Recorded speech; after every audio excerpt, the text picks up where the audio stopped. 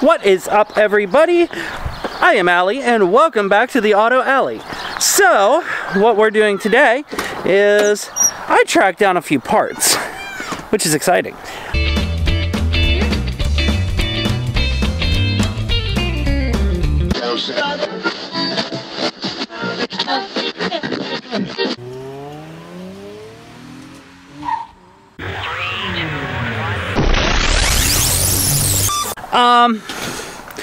I was out hunting online, you know, the elusive parts that we can never find. I found out that I can get the bearings for my car, the rod bearings, for 50 bucks. And they're in stock. Can you believe that? So we're gonna head on into my messy ass garage, and we're gonna see if we can get the rest of these parts pulled off the bottom, and hopefully figure out if all I need is rod bearings or if I need everything. Now, after this, I guarantee you, I'm cleaning this damn garage because I can't take this anymore. Hockey gear and everything else? Yeah, it ain't happening.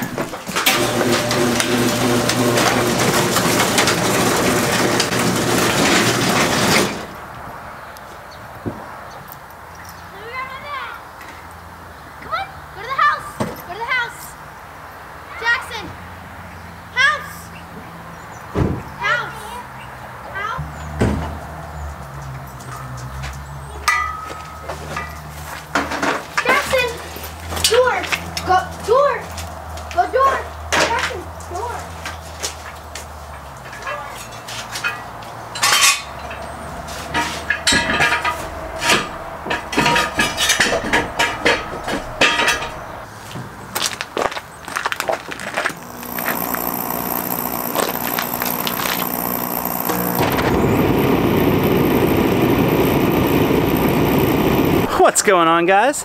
So I'm over here with this super quiet heater, which is a welcome change from the one I usually use.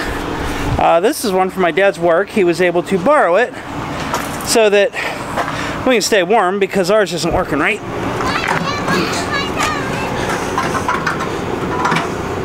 And apparently Haley's going to her friend's house.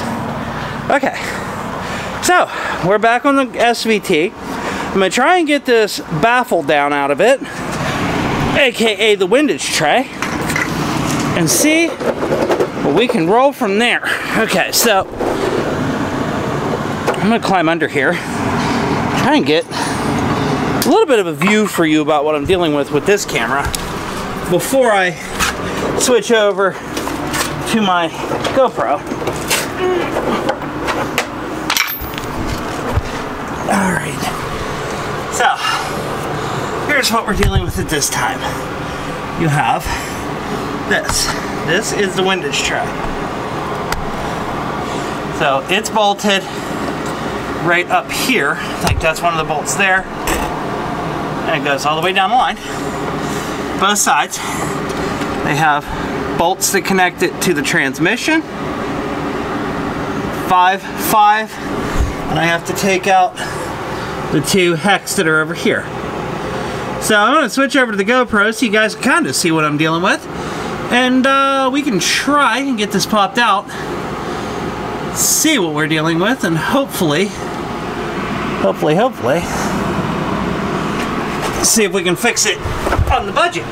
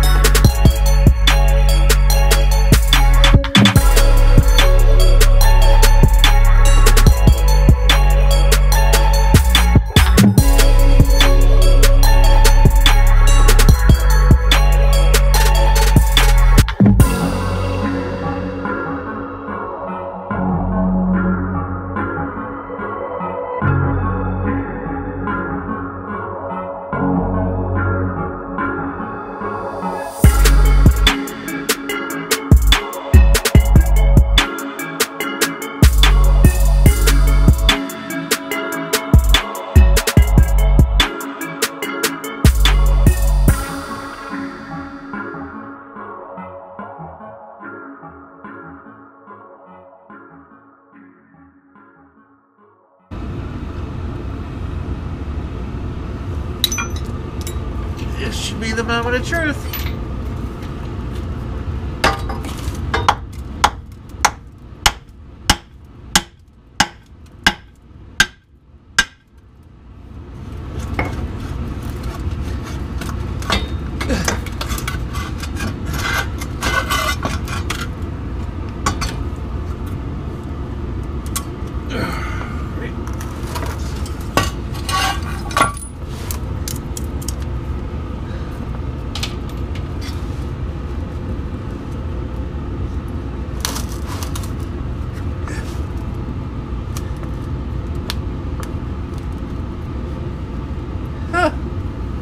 They're all tight.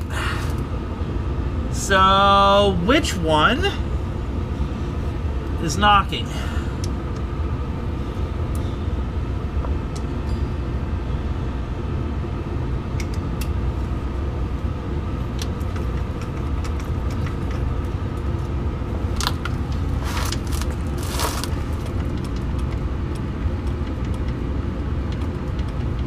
I'm going to guess that one.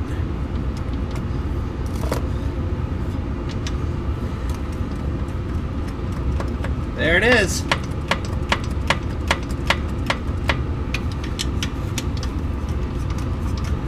rest of them are still tight. Okay. Moment of truth. Do I have to change the crank, or do I get to change bearings?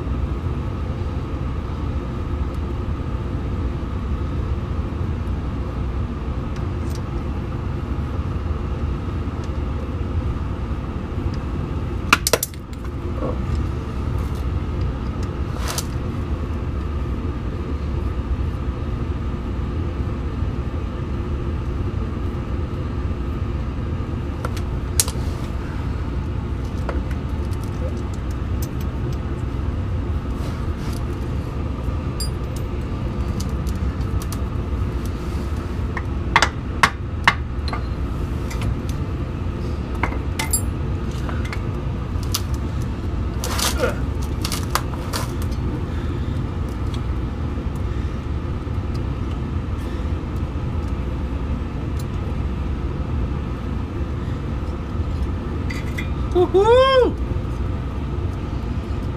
Winner, winner, chicken dinner.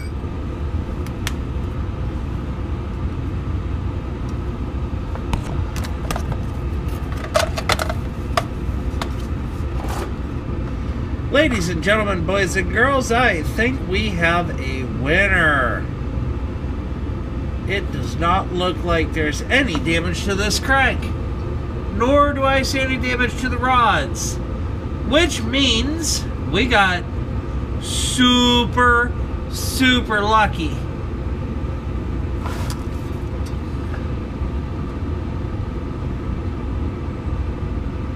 Which is awesome, awesome, awesome.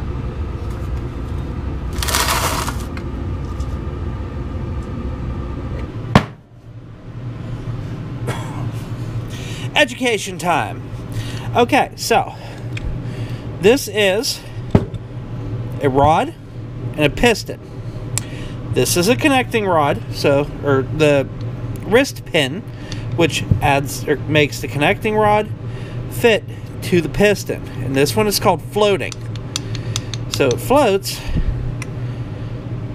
It's pressed onto here. So the rod's heated, the pin's cooled. It's pushed through, it's centered on the rod. And then as it cools, as this rod cools, it comes down and it shrinks and it squeezes it. So that's called a floating wrist pin. This is the dome. And on an SVT, it just has two little relief cluts. And that is an SVT piston. These are your rings. You have a compression, a scraper, and an oil ring. Then you have the bottom side, which I'm not sure if these are even tight. They don't feel like it.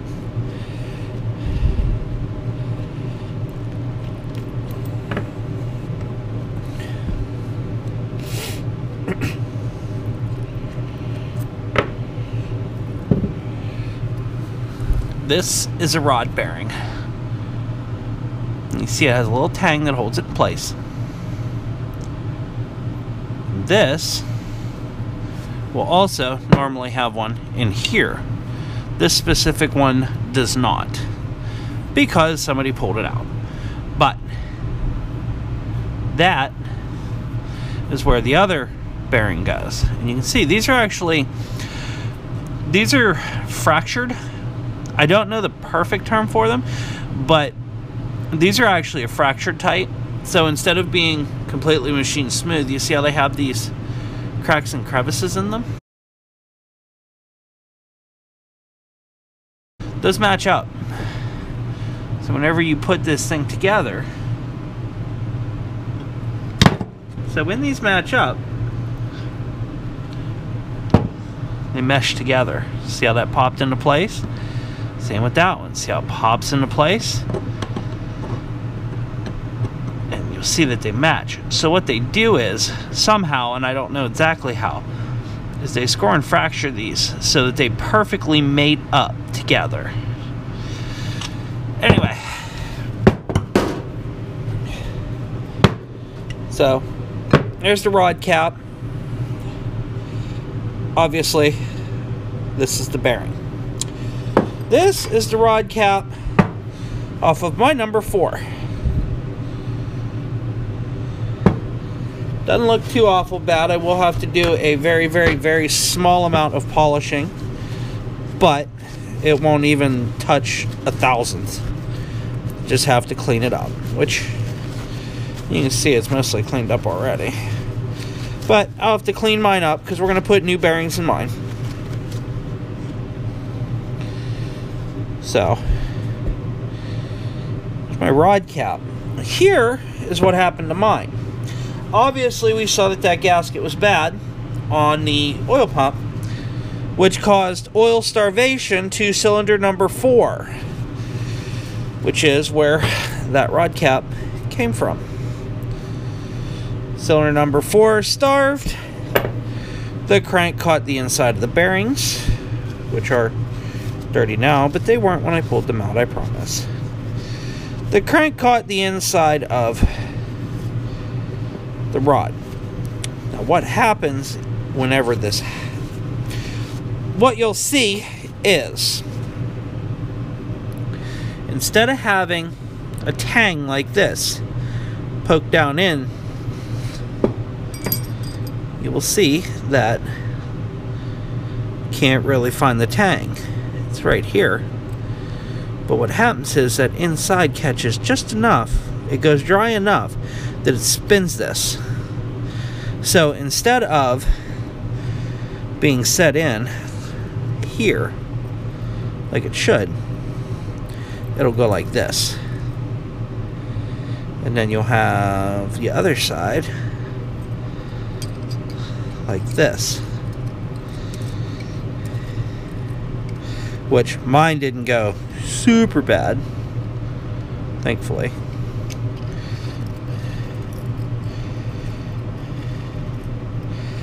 But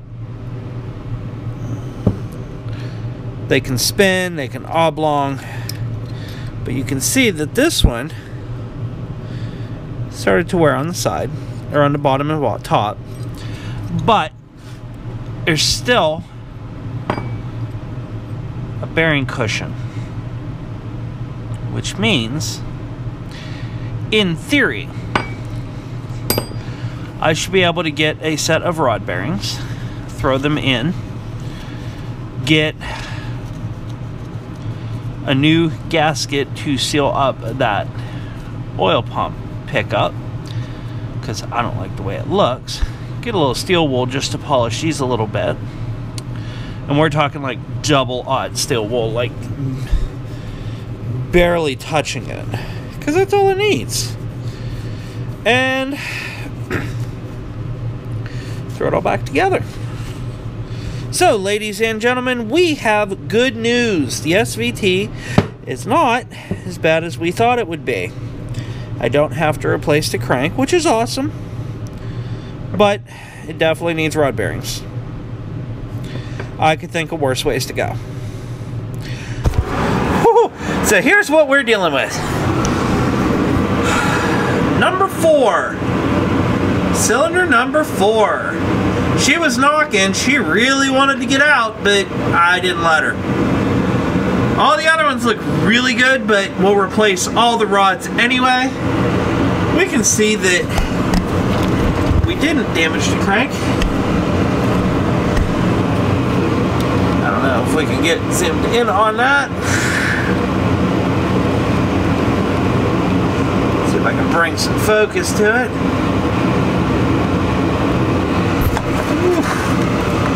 So, we definitely salvaged the crank and the rods. Oh, and here's what the problem is. If you look, right there, see that black? This is the oil pump pickup. What that's doing is it's leaking right around where the pickup goes. It's sucking either air or not getting enough oil. So with the combination of the car being cold, so nothing had expanded yet, along with the fact that I gunned it while it was cold, along with other variables, there is why we had a problem. Thankfully, not too hard to fix. But that's for another day. Alright, so I'm going to turn off this heater. Whew, feels good. And get my happy butt inside. The other nice thing is, once this is done, I found a way I can smoke the intake and vacuum system on the Thunderbird. So we may be able to work on that sooner than I thought. Here's what we found, just so you guys can see.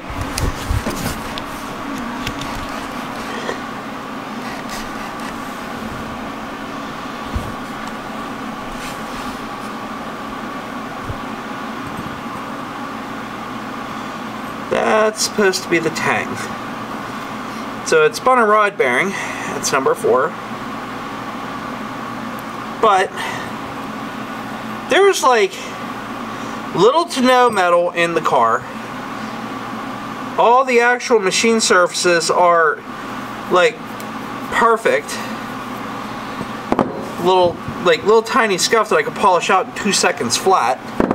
So we should, with luck, we should be able to just do a little hand polish.